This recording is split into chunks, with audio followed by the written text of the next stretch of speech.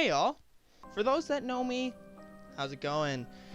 For those who don't, I'm Rob Steger and I make videos of me talking about games on the internet. This video is part 2 of your first, getting more in tune with your character. If you haven't seen the first one, go check that one out. I'll give you a second to go watch it.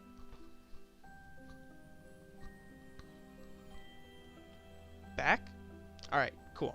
What we're going to be tackling today is what you can do in-game to get more in depth with your character and actually develop it more throughout role-playing. As a new player, it can feel odd talking in a different voice than your own, and it can make you pretty uncomfortable. Jumping into voices can seem difficult because you aren't confident in yourself consistently keeping up with a voice for your character, but over time it can get easier and easier. Having a voice for your character is important because it can help you and your party discriminate when you are in and out of character. The fact of it is, your character's voice doesn't need to be that different than your own voice itself. You can change small things about the way that you speak or the way your voice sounds to show that you are in character. These can be easy as adding mannerisms at the end of your sentences, like a snicker, or even just placing words in between the things that you say. Even just changing the tone of your voice a little bit, higher or lower, can be enough to distinguish when you are in or out of character. If you are ready to completely change your voice and give your character a unique sound, there are some common voices linked to races and ways of play that you can base your character's voice off of.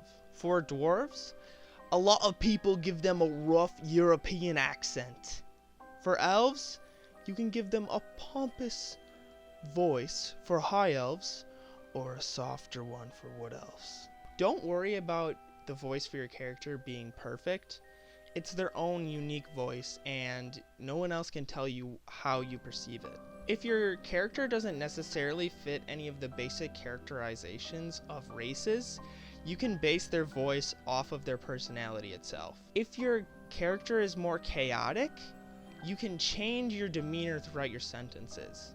Jumping from silly to serious in the matter of seconds can really give a unique spin on your character itself. Giving a voice to your character can make it seem more real and can actually make the world that it is a part of more real itself. You may feel embarrassed at first using a voice. Once you have made the decision to give your character a unique voice itself, over time you and your party will get more used to using voices and may even jump on board. The voice of your character isn't the only thing that's important. The conversations that you have with NPCs and your party members help you develop your character more and more throughout time. Actually role-playing out these conversations is the key to it all. Not just saying, oh, I persuade him. Actually talking to the NPC itself and actually thinking about what your character would say helps you get into their mind. There are many situations throughout a campaign that you can use to develop your character's backstory and the character itself. Moments where there aren't usually any roleplay are the perfect moments to add in roleplay between you and your party members. These can be while you're sitting around a fire about to take a long rest, or even traveling on a carriage. You can jump in and ask questions to your fellow party members. While you're in these situations, ask other players about backstories or events that they have experienced. Also, talk about events that you have experienced with them. Ask a question about the NPC that they have a rocky relationship or that they have seemed to recognize at the moment. These moments help your party members develop their character more while also developing yours. You and your party members can bounce off of each other in these moments and can collectively develop your characters more. As I said before, while you're talking to NPCs, talk in character, not out of it.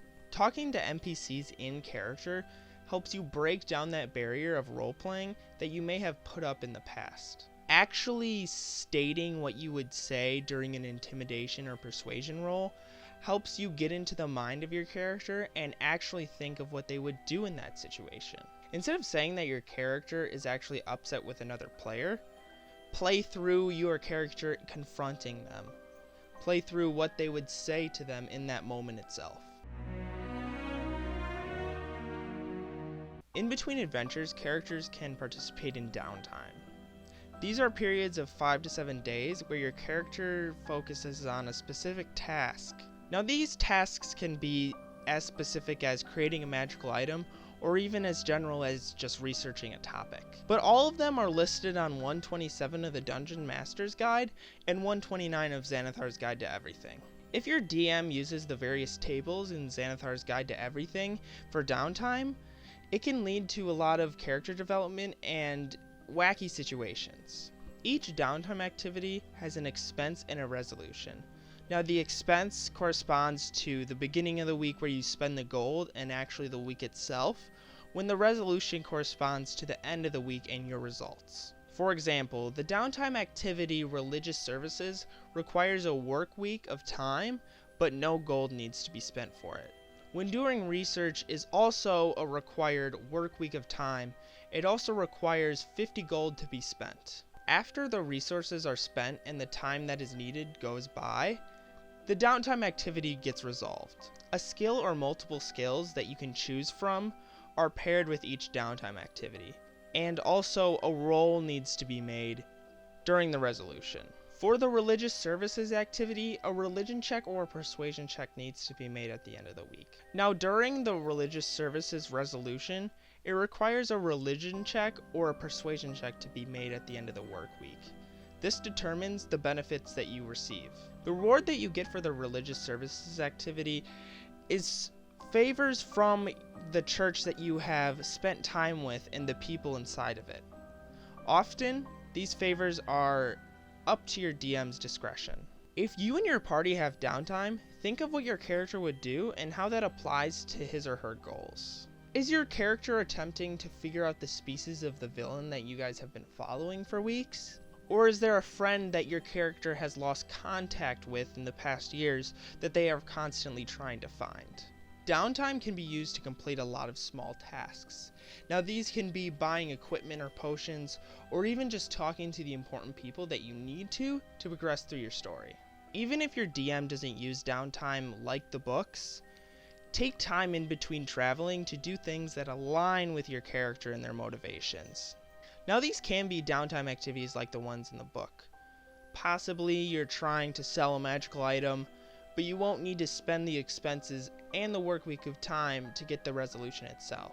But you may be required to roleplay through talking to various shop owners and whatnot to actually sell the item itself. Downtime may seem like a group of rolls, races on your gold count, and errands that need to be run, but it is actually important to your character. What your character does on their days off reflects what their motivations are and how they interact with other people. It helps you think of how your character would spend these extra days that they have and actually get into their mind and understand who they are. As you have these conversations and do these tasks, you'll feel more and more connected to your character. Over time, all of these things will become second nature to you, and it will be easy enough to jump into a new character. Thank you guys for watching. That was the second part of getting more in tune with your character for the Your First series. Let me know how I did. I really hope this video helped you all and actually helps you get into your character more. If you want me to tackle any broader topics in the future, let me know down below in the comments. Of course, like and subscribe, and good luck on your future games. See you later.